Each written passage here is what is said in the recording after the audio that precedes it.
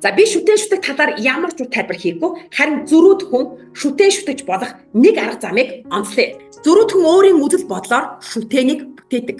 Маш олон итгэгч нар зүрхэндээ шүтэн босгосон байдаг. Харахад гуйлан төмөрчтэй хийгээгүй шин зүрхэндээ шүтэнийг босгосон байдаг. Жишээлбэл мөнгөийг шүтэх шүтэн, гоо сайхныг шүтэх шүтэн, зарим нь юу вэ? Өөрөлд дотроо шүтэнийг босгосон байдаг. Одоо нөгөө бүдүүлэг хэлбэрийн нөгөө хүний гараар бүтээсэн тэ бурхад гэж нэрлээд байгаа гуйл төмөр бүрхөөс илүүтэй итгэгч нар яг энийг мэдсэн байдаг. Гэхдээ тэдний зүрх нь шүтэн аль хэдийн боссон байдаг.